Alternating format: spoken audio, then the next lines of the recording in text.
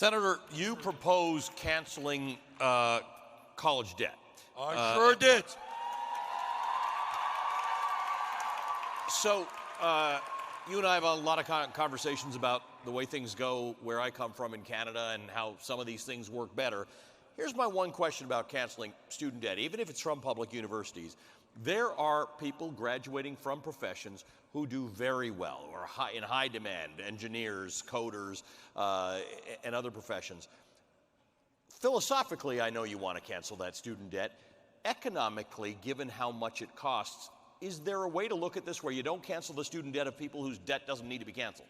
Well, I look at it a little bit differently. Number one, trust me that those people who make a lot of money, who are very wealthy, probably not going to be voting for me because we're going to be raising their taxes very substantially. But what I have to say is I do believe in the concept of universality.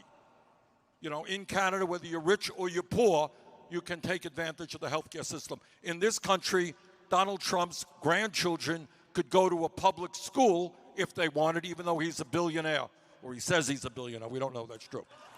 All right. So I look at it the other way. I think what is simpler and more straightforward is A, making all public colleges and universities tuition free for all people, and B, canceling all student debt, and in this case, paying for that through a modest tax on Wall Street speculation. Senator, you, help me if I'm wrong, but I think you did not support No Child Left Behind. You didn't vote for it, is that correct? Yes. You didn't think it was,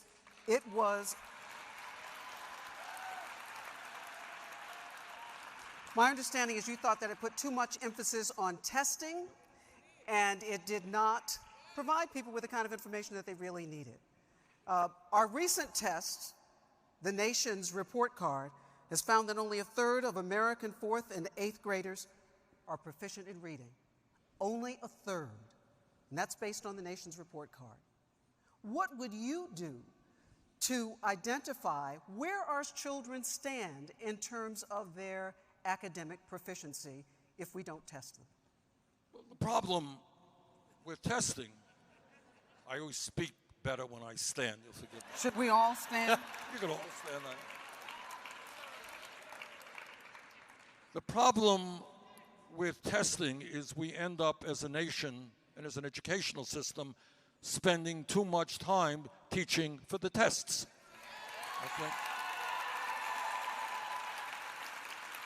And we need, your point is well taken, we need to keep track of the individual progress that the kids are making. And if they're not making progress, let's deal with that. This is especially difficult, and I've talked to teachers about this, for kids who have disabilities, or kids maybe who've just come into this country, can't even speak the language.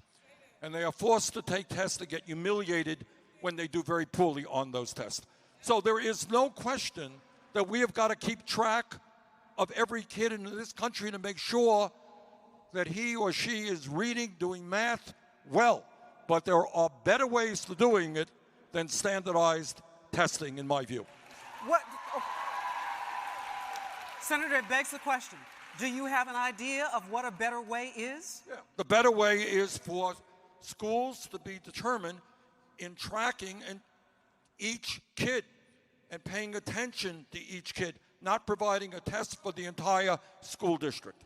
What about measures that go beyond that? Since you're so concerned about economic equity, should we be thinking about people's employability, their ability to earn wages, where we are in terms of the nation? Look, we have a remarkably low unemployment rate, and yet wages are stuck where they are. There's got to be some connection between that and our education system. Well, there is, but there is a connection, I think, that goes beyond that. A part of the connection is that over the years, many good-paying jobs have been taken out of this country and sent abroad because of bad trade deals. I think a lot of the answer to your question has to do with an attack on trade unionism in this country, preventing workers from earning a decent wage. So I think our goal, you're right, unemployment now is relatively low, but half of the people in this country are living paycheck to paycheck, and most of the new jobs being created are low-wage jobs. I talked to some educators in New Hampshire.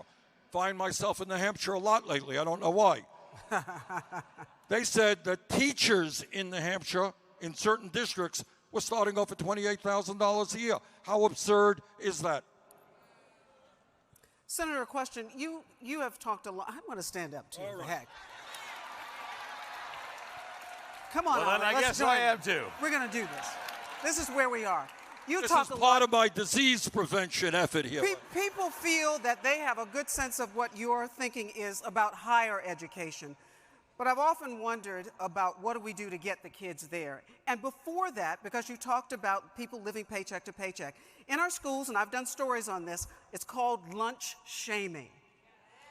Children coming into school, and for one reason or another, their lunch bill has not been paid. This government spends about $14 billion across the country on subsidizing low and free lunch program.